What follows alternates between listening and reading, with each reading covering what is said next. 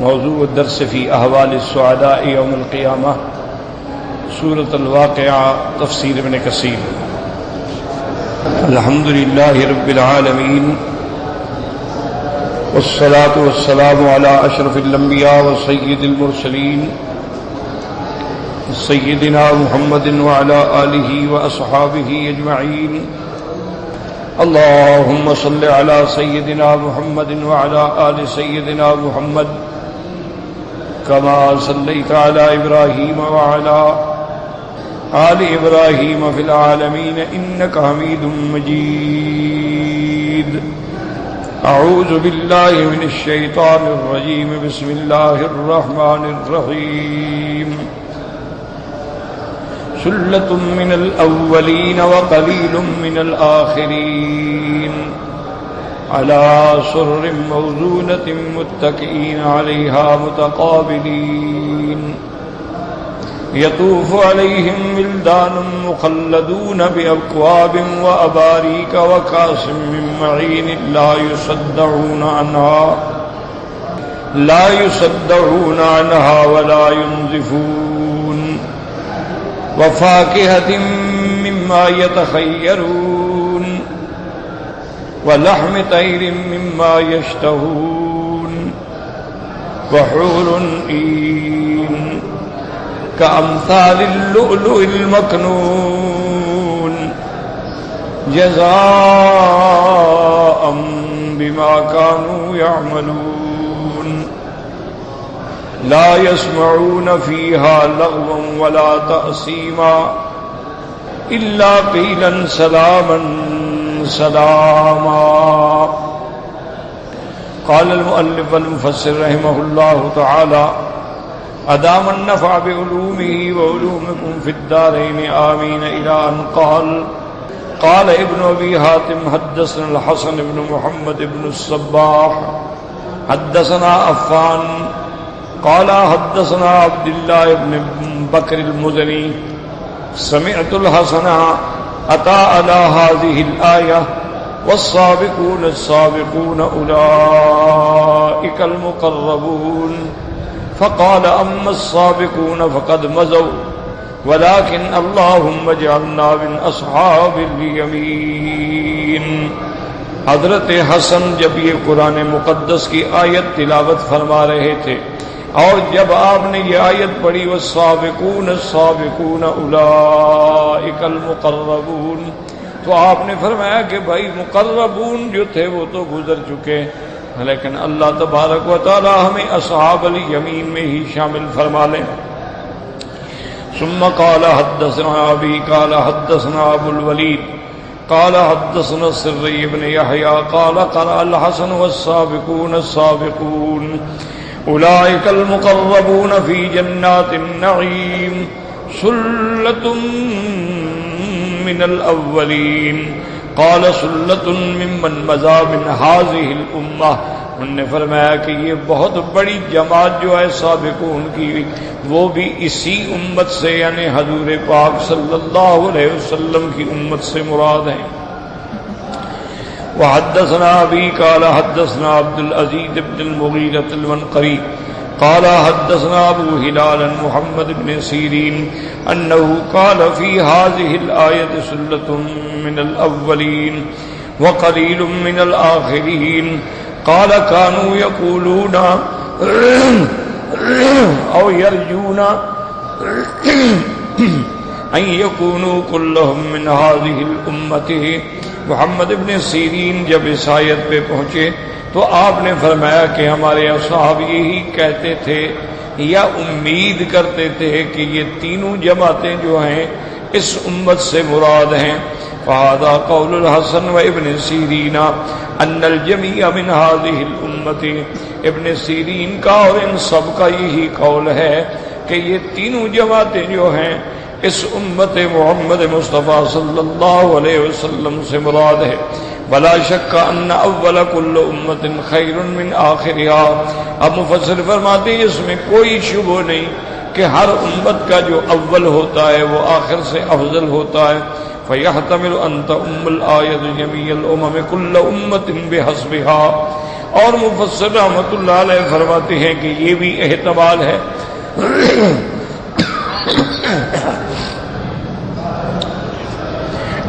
یہ آیت جو ہے تمام امتوں کے لیے عام ہو. ہر امت میں یعنی ایسے 3 جماعتیں گزری. فلہذا ثبت فی الصحاح وغیرها من غیر وجہ ان رسول اللہ صلی اللہ علیہ وسلم قال خیر القرون قرنی ثم الذین یلونہم ثم الذین یلونہم الحدیث بتمامہ. اب مفسر فرماتا ہے سیاہ ستہ کی روایات میں یہ حدیث مبارک ہے کہ میرے آقا نے رحمت دو جہاں صلی اللہ علیہ وسلم نے فرمایا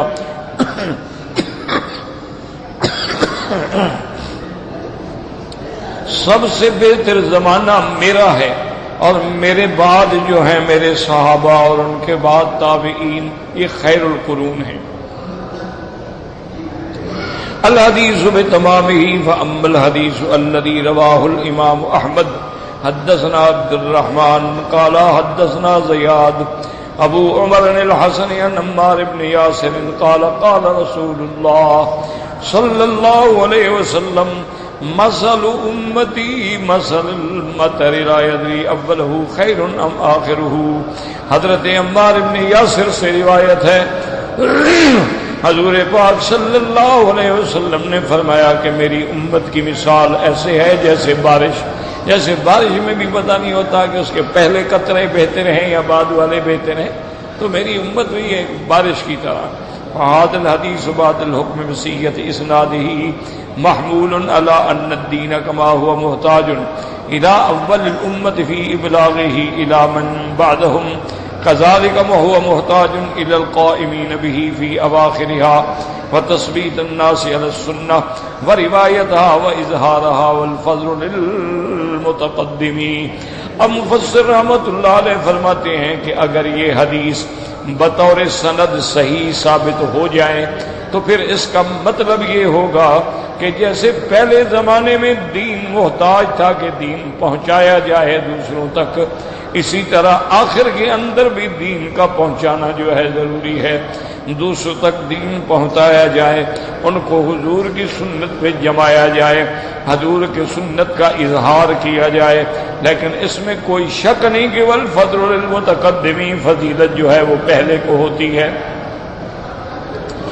وَكَذَلِكَ الزَّرْعُ هُوَ مُحْتَاجٌ إِلَى الْمَطَرِ الْأَوَّلِ وَإِلَى الْمَطَرِ الثَّانِي وَلَكِنَّ اب مفسر رحمۃ اللہ علیہ فرماتے ہیں کہ جیسے کھیتی جو ہے وہ بارش کی محتاج ہوتی ہے, چاہے پہلی بارش ہو یا چاہے آخری قطرے ہوں. وَلَكِنَّ الْعُمْدَةَ الْكُبْرَى عَلَى الْأَوَّلِ وَاحْتِيَاجُ الزَّرْعِ إِلَيْهِ آكِدٌ. لیکن اس میں کوئی شک نہیں کہ بارش کا پانی جب کھیتی کو ملتا ہے تو سب سے پہلا پانی جو ہے اس کا وہ زیادہ محتاج ہوتی ہے. فَإِنَّهُ لَوْلَاهُ مَا نَبَتَ فِي الْأَرْضِ وَلَا تَعَلَّقَ أَسَاسُهُ فِيهَا. چونکہ اگر وہ پہلی بارش ہی نہ ہوتی تو نہ تو کھیتی نکلتی اور نہ اس کی بنیادیں مضبوط ہوتی. ولہذا قال علیہ الصلاۃ والسلام لا تزال طائفة من امتی ظاہرین علی الحق لا يضرهم من خذلهم ولا من خالفهم الى قیام الساعة.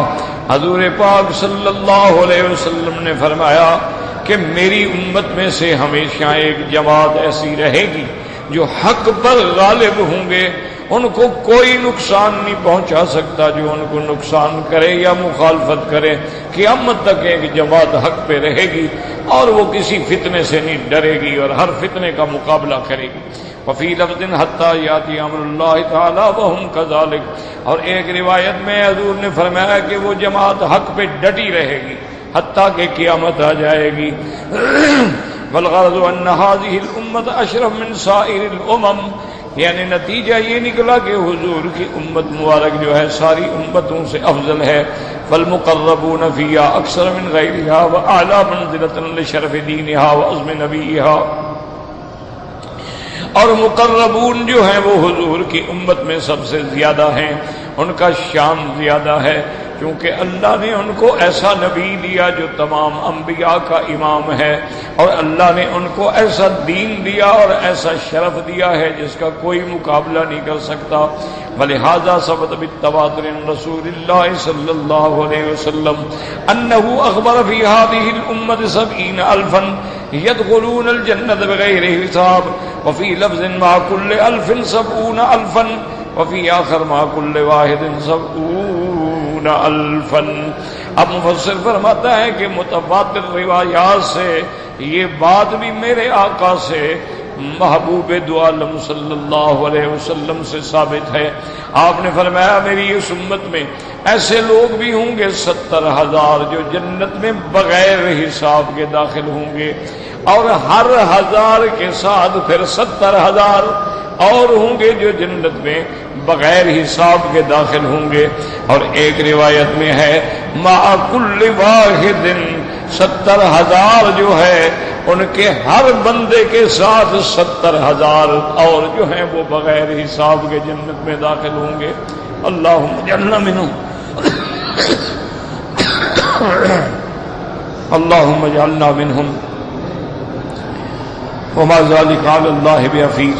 وقد قال الحافظ ابو القاسم الطبراني حدثنا هشام بن يزيد الطبراني حدثنا محمد هو ابن اسماعيل بن عياش قال حدثني ابي قال حدثني زمزم يعني ابن زرعه عن شريح هو ابن عبيد النبي مالك قال قال رسول الله صلى الله عليه وسلم اما والذي نفسي بيده ليبعثن منكم يوم القيامة مثل الليل الأسود زمرة جميعها يحيطون الأرض تقول الملائكة لما جاء مع محمد صلى الله عليه وسلم أكثر مما جاء مع الأنبياء عليهم السلام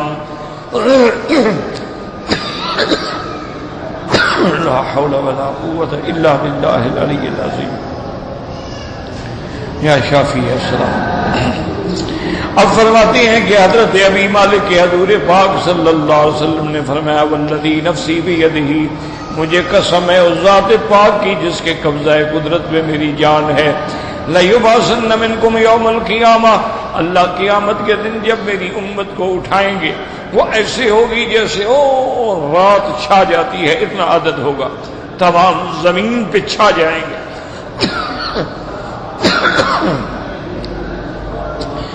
اب فرشتے جب دیکھیں گے تو وہ کہیں گے ماشاءاللہ حضور پاک کے ساتھ سب سے زیادہ امت ہے، اور ہر نبی سے زیادہ امت محمد مصطفیٰ کی ہے صلی اللہ علیہ وعلا آلہ وسلم۔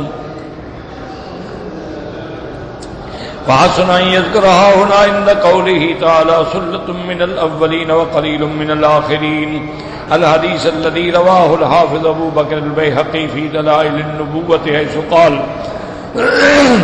اخبرنا ابو نصر بن قتادہ قال اخبرنا ابو عمرو بن مطر قال اخبرنا جعفر بن محمد بن المصطفى الفریابی حدثني ابو وهب الوليد بن عبد الملك بن عبد الله بن مسرح الحراني حدثنا سليمان بن عطاء القرشي الحراني عن مسلم بن عبد الله الجهني عن امه ابي مسعود بن ربيعي عن ابي زمر الجهني رضي الله تعالى عنه قال قال رسول الله صلى الله عليه وسلم اذا صلى الصبح يقول وهو ثان رجليه سبحان اللہ وبحمدہ استغفر اللہ ان اللہ کان توابا 70 مرۃ ثم يقول 70 ب700 لا خیر من کان ذنوبه فی یوم واحد اکثر من 700 ثم يقول ذلك مرتين ثم يستقبل الناس بوجهه۔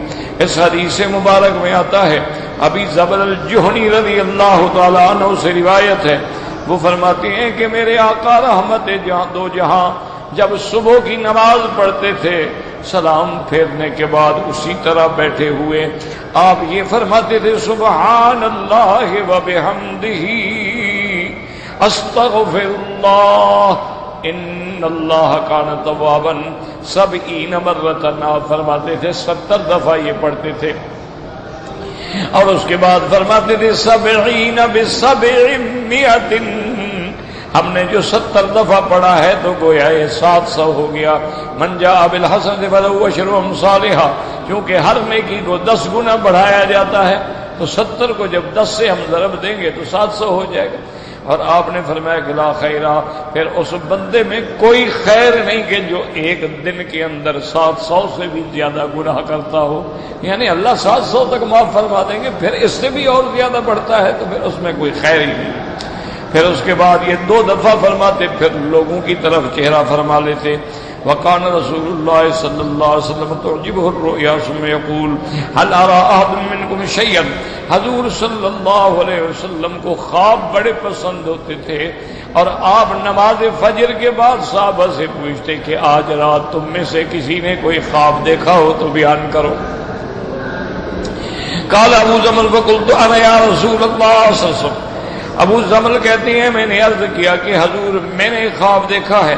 فقال خیر تلقاہ وشر توقاہ وخیر لنا وشر علی اعدائنا، حضور نے فرمایا تیرا خواب خدا کرے خیر تمہیں پہنچے اور شر ہو تو اللہ تمہیں بچائے، وخیر لنا اللہ خیر ہمیں نصیب کرے، وشر علی اعدائنا اور شر ہمارے دشمنوں پہ ڈال دیں۔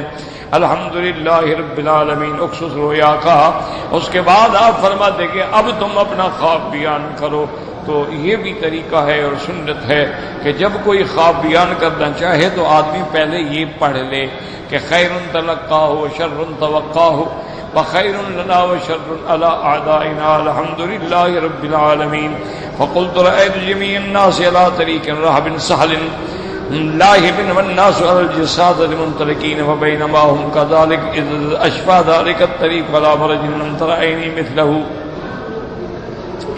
يرف رفيفا يقطر معه فيه من أنواع الكلاء، قال وكانوا بالرحلة الأولى حين أشفوا على المرج كبروا ثم أكبوا رواحلهم في الطريق فلم يظلموه يمينا ولا شمالا، قال فكأني أنظر إليهم منطلقين ثم جاءت الرحلة الثانية وهم أكثر منهم أضعافا فلما أشفوا على المرج كبروا ثم أكبوا رواحلهم في الطريق فمنهم المرتع ومنهم الأخذ الزغص ومضوا على ذلك، قال ثم قرب عزم الناس فلما أشفوا على المرج كبروا وقالوا هذا خير المنزل كأني أنظر إليهم يميلون يمينا وشمالا، فلما رأيت ذلك لزمت الطريق حتى آتي أقصد المرج فإذا أنا بك يا رسول الله صلى الله عليه وسلم على منبر فيه 7 درجات وأنت في أعلاها درجة، وإذا عن يمينك رجل آدم شئ الأفنى إذا هو تكلم يسمو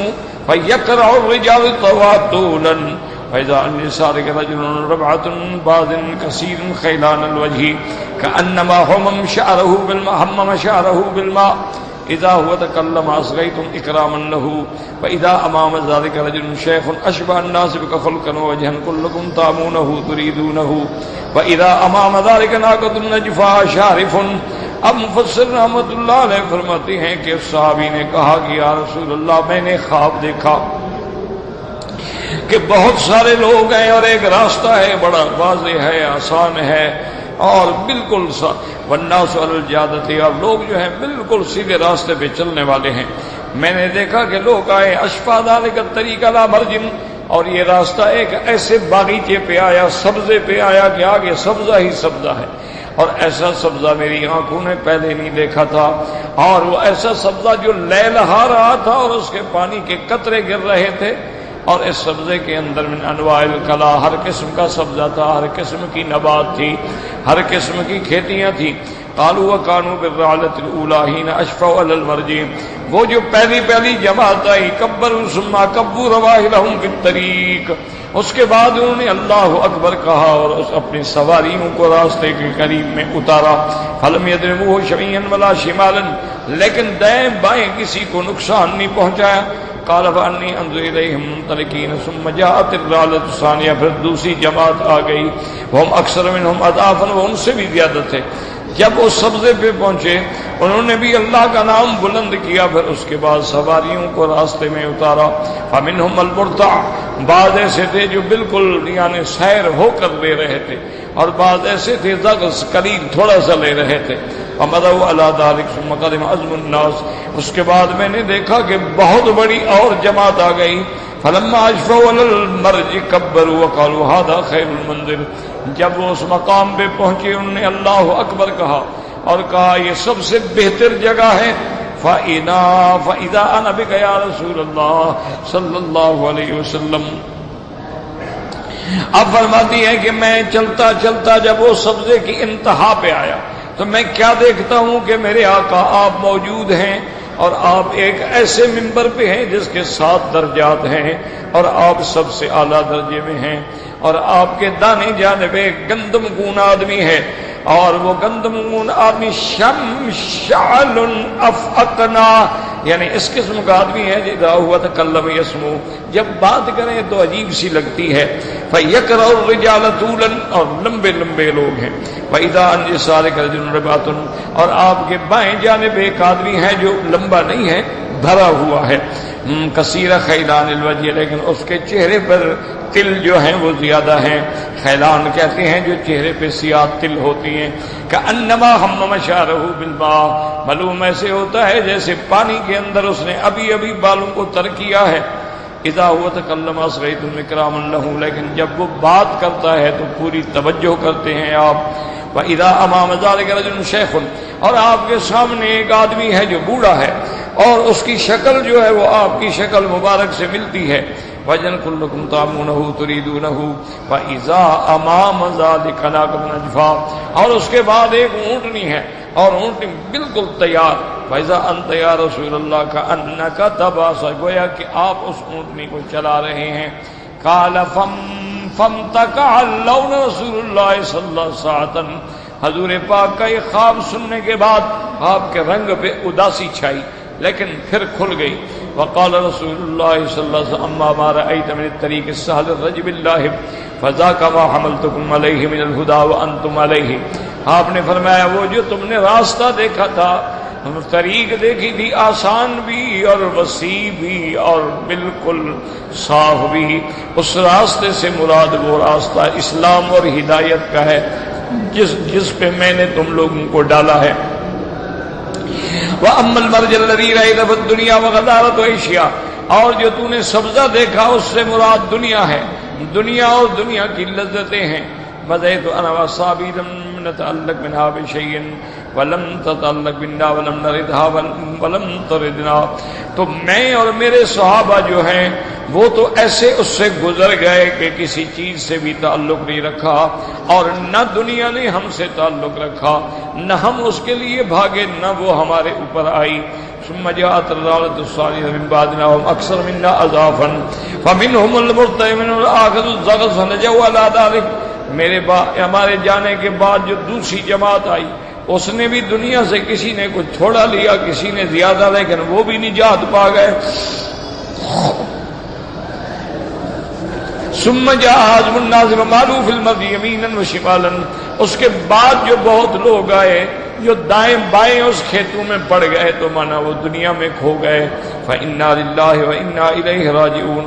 وأما أنت وضعت على طریقۃ صالحہ، تم سیدھے راستے پہ آگے چلے گئے. فلن تزال علیہ، اسی راستے پہ رہو گے حتیٰ کہ مجھے آ کے ملو گے.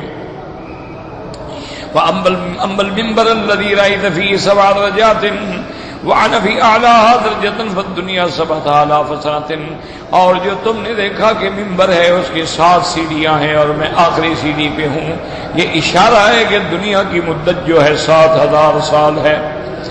انا فی آخرها، اور ہم سب کے آخر میں ہیں. واما الرجل الذي رأيت على يمين الادم الشعل فذلك موسى علیہ السلام، اور جو تم نے میرے دائیں ہاتھ میں بندہ دیکھا تھا وہ حضرت موسیٰ علیہ السلام ہیں. اذا تکلم یعلو الرجال بفضل کلام اللہ ایاہ، جب وہ بات کرتے تھے تو لوگ متوجہ ہوتے چونکہ اللہ کی اس کلام کی برکت تھی. والذی رأیت عن یساری الربعۃ الکثیر خیلان وجہی کأنما حمم شعرہ بالماء، اور جو تم نے میرے بائیں ہاتھ پہ بندہ دیکھا کہ اتنا اونچا نہیں ہے، بھرا ہوا ہے، اس کے چہرے پہ تل ہیں اور گویا ابھی ابھی پانی ڈال کے آ رہے ہیں، وہ حضرت عیسیٰ علیہ السلام ہیں۔ فذلک عیسیٰ ابن مریم نکرم لاکرام اللہ ایاہ، ہم اس کا اکرام کر رہے تھے کہ اللہ نے ان کو بہت بڑا مقام دیا ہے۔ وَأَمَّا الشَّيْخُ الَّذِي رَأَيْتَ أَشْبَهَ النَّاسِ بِي خُلْقًا وَوَجْهًا حَلْقًا وَوَجْهًا، اور جو بندہ تم نے میرے سامنے دیکھا جس کی شکل مجھ سے ملتی تھی، اس سے مراد ذاک ابونا ابراہیم علیہ السلام، وہ حضرت ابراہیم علیہ السلام ہیں۔ کنا نؤمہ ونقتدی بہ، ہم اسی کی ملت پہ ہیں اور اسی کے طریقے پہ چل رہے ہیں۔ وَأَمَّا النَّاقَةُ الَّتِي رَأَيْتَهَا وَرَأَيْتَنِي وَصَاحِبَ السَّاعَةِ، اور جو تم نے اونٹنی دیکھی تھی اس سے مراد قیامت ہے۔ وَهِيَ السَّاعَةُ عَلَيْنَا تَقُومُ لَا نَبِيَّ بَعْدِي وَلَا أُمَّةَ بَعْدَ أُمَّتِي، کیونکہ یہ قیامت جو ہے وہ ہماری امت پہ آئے گی، کیونکہ ہماری امت کے بعد کوئی امت نہیں اور میری نبوت کے بعد کوئی نبوت نہیں۔ قال ما سأل رسول رؤيا بعد هذا إلا أن يرجع الرجل فيحدث بها متبرعا۔ محسن رحمۃ اللہ علیہ فرماتے ہیں کہ اس خواب کے بعد پھر حضور پاک صلی اللہ علیہ وسلم ہر نماز فجر کے بعد نہیں پوچھتے تھے، کوئی خود آ کے سنا دیتا تو سن لیتے تھے، ورنہ آپ نے پھر پوچھنا جو تھا وہ چھوڑ دیا تھا۔ وقوله تبارک و تعالی علی سرر موضونۃ، قال ابن عباس نے مرمولۃ بالذهب یعنی منسوجۃ به۔ اب مفسر رحمۃ اللہ علیہ فرماتے ہیں کہ حضرت ابن عباس فرماتے ہیں کہ قیامت میں جنت میں مومنوں کے جو پلنگ ہوں گے وہ سونے کے ساتھ بنے ہوئے ہوں گے۔ كذا قال مجاهد وكان سيد بن زيد بن السم وقتادة والضحاك، وقال سدي مرمولة للذهب واللؤلؤ، وقال إكرمة مشبكة بالدر والياقوت، وقيل ابن جرير ومنما يسمى وزين الناقة ذي تحت بطنها وهو فعيل بمعنى مفعول لأنه مدفور، وكذلك السر في الجنة مدفورة بالذهب للآلي۔ اب مفسر رحمۃ اللہ علیہ فرماتے ہیں کہ یہاں جیسے کہتے ہیں کہ وزین الناقتی، وزین فعیل بمعنی مفعول، تو قیامت والے دن کے جو پلنگ ہیں اللہ تبارک و تعالیٰ نے ان کے پائے جو ہیں وہ یاقوت و زمرد سے ہوں گے، اور ان کی بنائی اور زمین جو ہوگی وہ سونے کی بنی ہوگی۔ وقوله تبارک و تعالی متکئین علیہا متقابلین، اے وجوہ بعضهم الی بعض لیس احد وراء احد، مومن ایک دوسرے کے سامنے ہوں گے کیونکہ کسی کے دل میں نہ بغض ہوگا، نہ حقد ہوگا، نہ حسد ہوگا۔ یطوف علیہم ولدان مخلدون، مخلدون کا کیا معنی؟ مفسر فرماتے ہیں مخلدون علی صفۃ واحدۃ لا یتکبرون عنہا ولا یشیبون ولا یتغیرون، ان لڑکوں کو اللہ اسی عمر میں رکھیں گے، نہ وہ بڑے ہوں گے نہ بوڑھے ہوں گے، نہ شکل ان کی تبدیل ہوگی۔ بأكواب وأباريق وكأس من معين، أما الأكواب فهي الكيدان والتي لا خراطيم لها ولا آذان۔ اکواب سے مراد یہ ہے کہ ایسے بڑے بڑے پیالے جن کے پکڑنے کے لیے کان نہیں ہوتے ہیں، بل اباریک والذی جمعت الوصفین، اور اباریک وہ ہوتے ہیں کہ ان کے پکڑنے کی بھی جگہ ہے اور آگے پانی ڈالنے کے لیے بھی اس کے لگی ہوتی ہے ٹونٹی، اور اس کے بعد الکؤوس الحنابات، اور اس کے بعد فرماتے ہیں کہ کاس جو ہیں وہ یعنی وہ برتن جن سے وہ مومن پئیں گے، یعنی جام شراب بھرے ہوئے، والجمیع من خمر من عین جاریۃ وعین، اور یہ سب کے سب جو ہیں شراب کے بھرے ہوئے ہوں گے۔ لیس من اویۃ تنقضی وتفرغ بل من عیون ساریۃ، یہ ایسی نہر ہوگی کہ خمر لذۃ للشاربین، نہر ہوگی جو کبھی ختم نہیں ہوگی۔ لا يصدون عنها ولا ينزفون، اے لا تصدار رؤوسهم ولا تنزف عقولهم، نہ تو اس شراب سے سر میں درد ہوگا اور نہ ان کا عقل زائل ہوگا، بل یہ ثابتۃ المشدۃ المطربۃ واللذۃ الحاسدۃ، اور شراب میں لذت ہوگی، سرور ہوگا، لیکن ذہاب عقل بھی نہیں ہوگا اور درد بھی نہیں ہوگا۔ روى الضحاك عن عباس انه قال في الخمر 4 خصال، حضرت ابن عباس رضی اللہ تعالیٰ عنہ فرماتے ہیں کہ شراب جو ہے دنیا کے اندر اس میں 4 چیزیں ہوتی ہیں۔ السکر، پہلی چیز نشہ ہوتا ہے، والصداع، دوسری چیز یہ ہے کہ درد ہوتا ہے، اور تیسری چیز یہ ہے والقیء، الٹی آتی ہیں، اور چوتھی چیز یہ ہے والبول، پھر کثرت سے پیشاب آتا ہے، فذكر اللہ تعالی خمر الجنت ظہار هذه الخصال، اللہ تبارک و تعالی نے جنت کی شراب کا ذکر فرمایا اور وہ ان سب چیزوں سے پاک ہے، نہ اس میں سکر ہوگا، نہ صدا ہوگا، نہ قے ہوگی اور نہ بول ہوگا۔ وقال مجاہد اکرم سید بن عطیہ وقتادہ وسطی لا يصدون عنها یقول لیس لهم فیہا صداع راس، ان کو اس کے پینے سے کوئی سر میں چکر نہیں ہوگا۔ ولا ينزفون الا تذهب بعقولهم وقول، کیونکہ وہ دنیا کی شراب تو نہیں ہے نا، وہ تو جنت کی شراب ہے۔ لیکن یہ بھی یاد رکھیں کہ علماء نے لکھا ہے کہ یہ جو شراب ہے نا یہ ام الخبائث ہے، یعنی یہ برائیوں کی ماں ہے، اس سے برائیاں جنم لیتی ہیں یہ شراب۔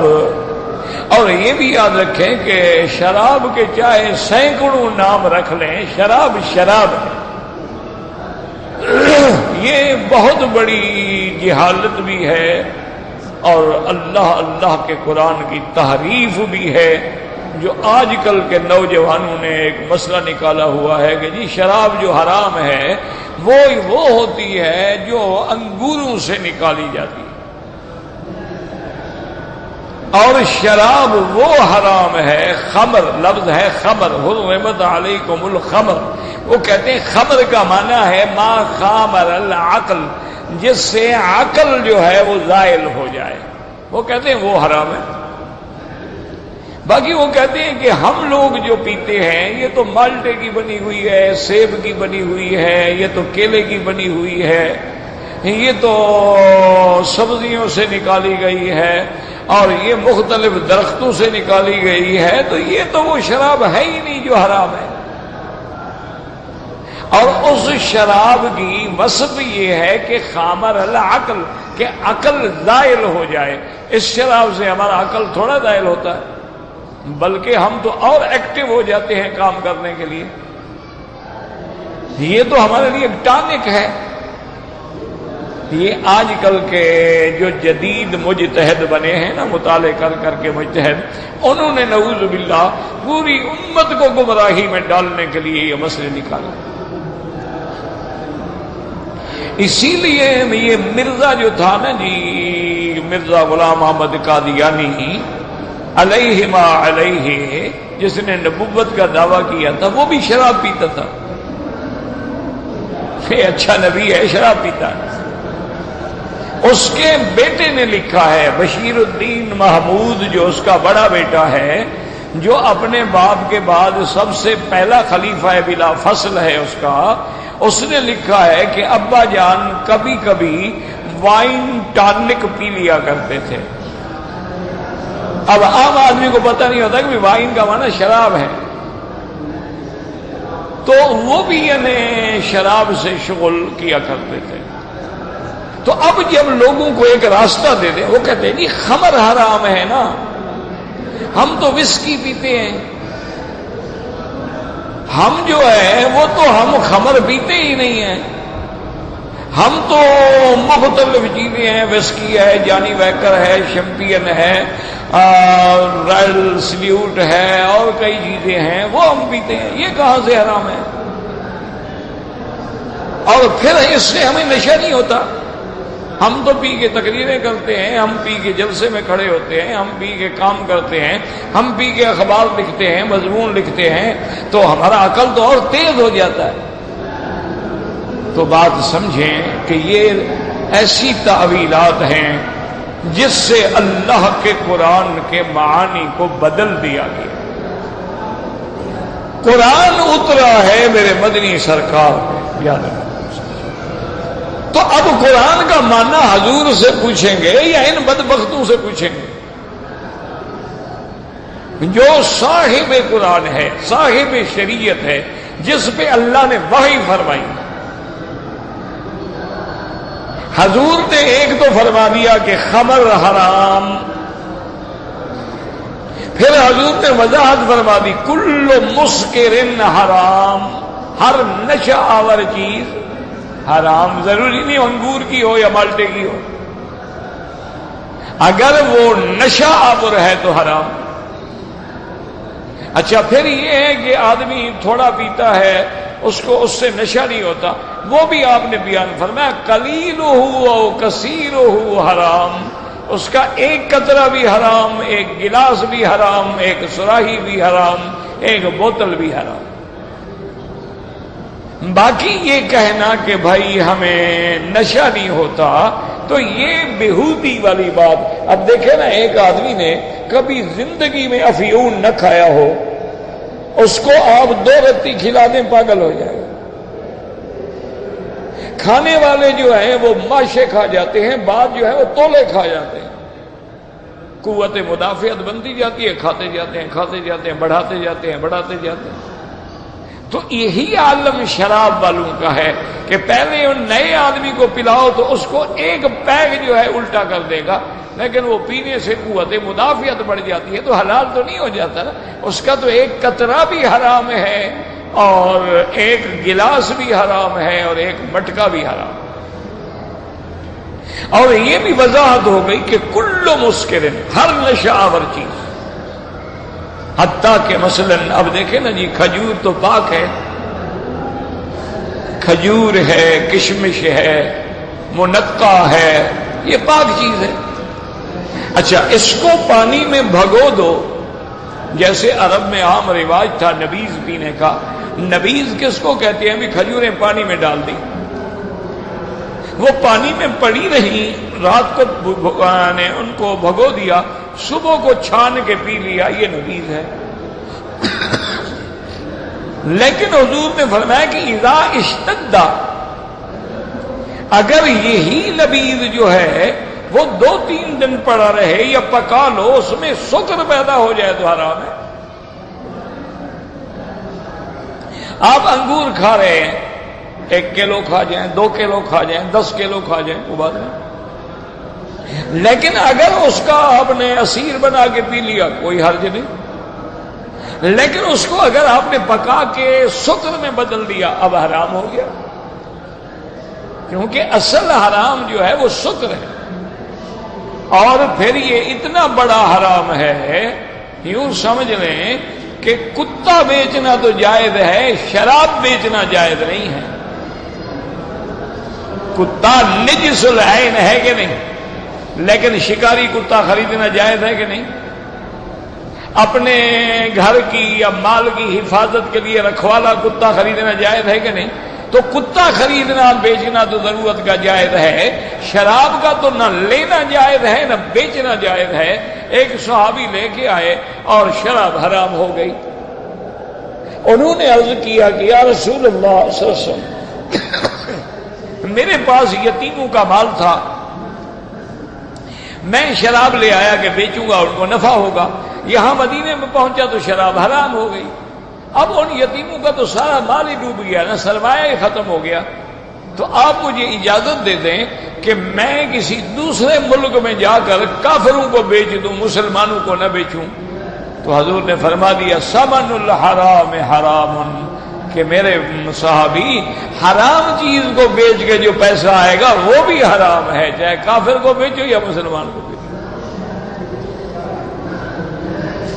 تو اس لیے اب کوئی کہے جی بھنگ پیتے ہیں نشہ نہیں، بالکل آپ اس کو 4 گلاس پلائیں، دیکھیں نشہ ہوتا ہے نہیں ہوتا، چرس پیتے ہیں دیکھو نشہ ہوتا ہے کہ نہیں ہوتا، ہیروئن پیتے ہیں دیکھیں پاگل ہو کے پڑے ہوتے ہیں، ایسے بےہودگی کی حالت میں پڑے ہوتے ہیں، اللہ معاف کرے جیسے کوئی جانوروں کی لاشیں پڑی ہوں۔ ایک پنجابی کے شاعر تھے، پتہ نہیں اب ہیں کہ نہیں ہیں، انہوں نے ایک دفعہ بڑی مجلس میں، اچھا مجلس بھی ساری ایسی تھی جن میں اکثر شراب پینے والے، تو اس نے پنجابی میں ایک شعر سنایا کہ جنہاں پیتیاں شراباں وہ ستے پے نے، جیویں روڑی اتے کتے پے نے۔ وہ پھر سارے جناب اس کے خلاف ہو گئے، تم نے ہمیں کتا بنا دیا۔ اس نے کہا مجھے پتا ہے کہ تم پیتے ہو، میں نے تو ایک بات کی ہے کہ بھئی ایسے پڑے ہیں جیسے کتے پڑے ہوتے ہیں۔ تو بہرحال یاد رکھو یہ اللہ کے قرآن میں تحریف ہے، جو حرام ہے وہ حرام ہے، اس کو کوئی دنیا کی طاقت حلال نہیں کر سکتی۔ اللہ پاک اپنے نبی پاک کے لیے عتاب آگے کہ یا ایھا النبی لم تحرم ما احل اللہ، کہ کہ میں نے جو حلال کیا آپ اس کو حرام کرتے؟ تو تحریم اور تحلیل کا حق صرف اللہ تعالی کو ہے. اس لیے آپ ایسے نئے نئے جو مجتہدین ہیں نا، ان کے فتنے سے اللہ محفوظ رکھے. یہ روز ایک نیا مسئلہ گھڑ دیتے ہیں اور پوری امت کو گناہ میں ڈبو دیتے ہیں. وقوله تبارک وتعالی فاکہۃ مما یتخیرون ولحم طیر مما یشتہون اے ویطوفون علیہم بما یتخیرون من الثمار، پھل مختلف جو پسندیدہ. وحاضر آیت دلیل علی جواز اکل الفاکہۃ صفت التخیر رہا، یعنی اس سے دلیل ہے کہ پسندیدگی کے بنا پر بھی فاکہہ کھایا جاتا ہے. ویدل علی ذالک حدیث اکراش بن ذؤیب الذی رواہ الحافظ ابو یعلا الموصلی رحمہ اللہ تعالی فی مسندہ. حدثنا العباس بن ولید الطرسی قال حدثنا علاء بن الفضل بن عبد الملک بن ابی سما حدثنا عبید اللہ بن اکراش النبی اکراش بن ذؤیب قال بعثنی مرۃ فی الصدقات اموالهم الی رسول اللہ صلی اللہ علیہ وسلم. کہتے ہیں کہ میں صدقے کے مال لے کے حضور کی خدمت میں آیا مدینہ منورہ میں. فإذا هو جالس بین المہاجرین والانصار، حضور کے ساتھ مہاجر بھی بیٹھے تھے، انصار بھی بیٹھے تھے. وقدمت علیہ ابن کأنها عروق الارض قال من الرجل، میں اونٹ لے کے آیا ہو بڑے پسندیدہ، جیسے ارتی قسم ایک نو ہے یعنی اونٹوں کی. قال من الرجل قلت اکراش بن ذؤیب قال ارفع بالنسب، اس نے کہا حضور میرا نام اکراش بن ذؤیب ہے. آپ نے کہا آگے بیان کرو. فانتصب له الى مرۃ بن عبید وهذه صدقۃ مرۃ بن عبید، میں نے کہا حضور میرا خاندان مرۃ بن عبید سے ملتا ہے اور یہ مال سارا مرۃ بن عبید نے دیا ہے. فتبسم رسول اللہ صلی اللہ علیہ وسلم وقال هذه ابن قومی هذه صدقات قومی، یہ میری قوم کے اونٹ ہیں، یہ میری قوم کا صدقہ ہے. ثم امر بها ان تبسم بها من میسم ابل الصدقۃ وتضم الیہا، علامت لگا دیں. ثم اخذ بیدی فانطلقنا الی منزل مسلمہ وقال هل من طعام، کہتی ہیں کہ پھر مجھے لے کر حضور صلی اللہ علیہ وسلم بی بی ام سلمہ کے گھر آئے اور پوچھا کہ کوئی کھانا ہے. فاتینا بجفرن کالقصعۃ کثیرۃ السرید والودر، تو بی بی نے ایک پیالہ بھیجا جس میں سرید تھی. فجعل یاکل منها فاقبلت خود بیدی فی جوانبها، میں ہر طرف سے ہاتھ ڈال کے کھا رہا تھا، حضور نے میرا ہاتھ پکڑ لیا. فقبض رسول بیدی اليسرى على يد اليمنى فقال یا اخراج کل من موضع واحد، آپ نے فرمایا ایک جگہ سے کھاؤ. فانه طعام واحد، یہ سب ایک کھانا ہے. ثم اوتینا بطبق فيه التمر او رطب، پھر اس کے بعد ایک طبق آیا جس میں کھجوریں تھیں. اب مجھے یاد نہیں رہا کہ وہ سبز کھجوریں تھیں یا سوکھی. رطبن کان وطبن وجعلت آگے میں نے یدی وجعل رسول اللہ صلی طبق علیہ کہ کل من حیث شئت فانه غیر لون واحد، آپ نے فرمایا کھجوریں ہیں چاہے یہ چن چن کے کھا سکتے ہو، لیکن جب طعام ایک قسم کا ہو تو پھر ایک جگہ سے. فقط رسول اللہ یدہ وسبل کفیہ وجهه وذراعه وراسه ثلاثا، اس کے بعد حضور پاک نے اپنے ہاتھ دھوئے، دھونے کے بعد پھر آپ نے اپنے ہاتھوں پر بھی اپنے چہرے پر بھی. ثم قال اخراج هذا الوضوء مما غيرت النار، اس کے بعد آپ نے فرمایا یہ ہے وضو، یعنی بس یہ وضو لغوی ہے، یعنی ہاتھ. وهكذا رواه الترمذي متفق ماجه جميعا عن محمد بن شان بن حذيل على بن فضل وقال الترمذي غريب لا نعرفه الا من حديثه والله تعالى اعلم.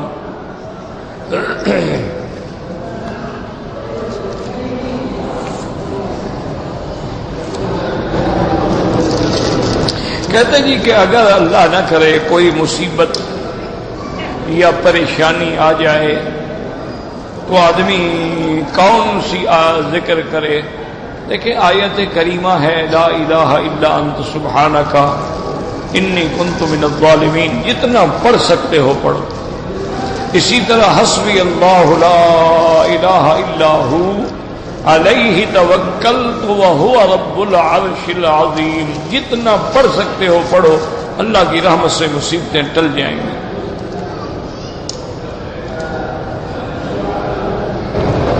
کہتے ہیں جی کہ میری ابھی تک شادی نہیں ہوئی کیونکہ میں نے داڑھی رکھی ہوئی ہے، اس لیے لوگ داڑھی والوں کو رشتہ نہیں دیتے. مجھے کوئی وظیفہ بتائیں.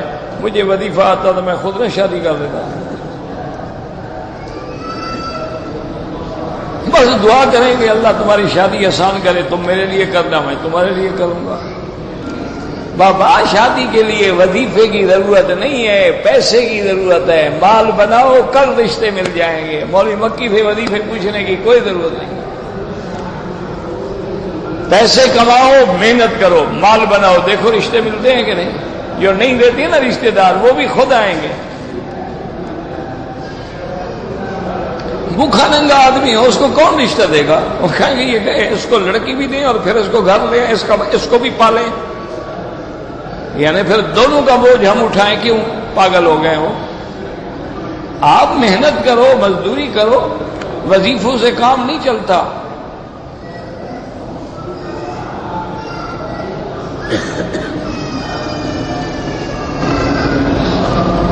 کہتے ہیں جی کہ میں عرب میں مکہ میں بن لادن کمپنی میں کام کرتا ہوں.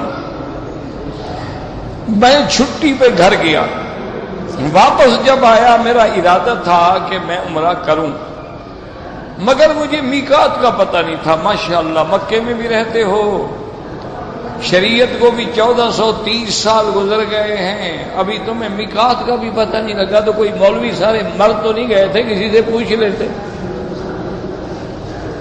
تمہیں میقات کا پتہ لگ جاتا. اب جناب عمرہ بھی قضا کرو, ایک بکری دم بھی ادا کرو, مجال ہے پھر تمہیں میقات بھولے.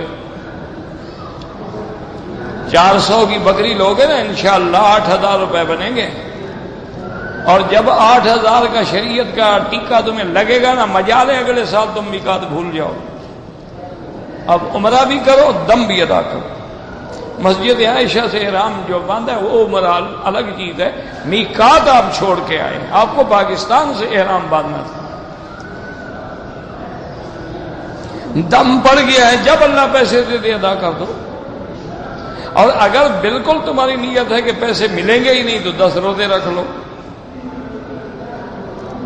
میری تنخواہ اتنی ہے کہ میں دم نہیں دے سکتا, تو بہرحال اللہ قادر ہے, تنخواہ بڑھ بھی سکتی ہے, لیکن اگر نہ ہو تو پھر روزے رکھ سکتے ہو. پہلے عمرہ تو کرو. کہتے ہیں جی کہ ہمارے یہاں ایک جامع مسجد ہے, وہاں جمعہ کی نماز تو ہوتی ہے لیکن اذان 2 نہیں ہوتی, 1 ہوتی ہے. کوئی حرج نہیں, نماز تو ہو جاتی ہے. نماز میں یا جمعہ کی ادائیگی میں تو کوئی فرق نہیں آتا. چاہے 1 اذان ہوتی ہے, ان کو حضرت عثمان کی اذان سے چڑ ہے تو اللہ ہدایت دے. یہ دوسری اذان جو ہے حضرت عثمان رضی اللہ تعالی عنہ کے دور سے شروع ہوئی, اور حضرت عثمان خلیفہ راشد ہے, اور حضور کا ہی فرمان ہے علیکم سنتی و سنت الخلفاء الراشدین. اور پھر جب حضرت عثمان نے یہ حکم دیا, اس دور میں جتنے صحابہ موجود تھے کسی نے اختلاف نہیں کیا, پھر اجماع صحابہ بھی ہو گیا. اسی لیے الحمدللہ آپ دیکھ رہے ہیں کہ حرمین میں 2 اذانیں ہوتی ہیں. اللہ کا شکر ہے, یہ علماء ہیں, ان کے پاس علم ہے, فضل ہے, اور پھر یہ لوگ تو الحمدللہ کوشش کرتے ہیں کہ ظاہر حدیث میں عمل ہو. تو بہرحال باقی ہے نماز ہو جاتی ہے, اذان 1 ہو یا اذان 2 ہو, نماز ہو جائے, جمعہ ہو جائے, لیکن بہرحال ایک سنت تو چھوٹ گئی. اللہ انہیں بھی ہدایت دے, اور اللہ ہم سب کو ہدایت دے, اور حضور کے صحابہ کی محبت نصیب فرمائے, اہل بیت کی محبت نصیب فرمائے, اولیاء علماء فقہا کی محبت نصیب فرمائے. اللہ بیماروں کو شفا عطا فرما, یا اللہ اس عاجز کو شفا عطا فرما, یا اللہ شفا عطا فرما. اللہم مذہب الباس رب الناس انت شافی لا شفاء الا شفاؤک, شفاؤک لا یغادر سقما. اللهم احفظنا واحفظ اهلنا اولادنا اولاد اولادنا بناتنا اخواننا اصحابنا وجميع المسلمين عن الشرور والفتن والزلازل والمحن ما ظهر منها وما بطن. اللهم انا نسألك من الخير كله عاجله وآجله ما علمنا منه وما لم نعلم. اللهم إنا نعوذ بك من الشر كله عاجله وآجله ما علمنا منه وما لم نعلم. صلی اللہ تعالی علی خیر خلقہ سیدنا محمد وعلی آلہ وصحبہ اجمعین.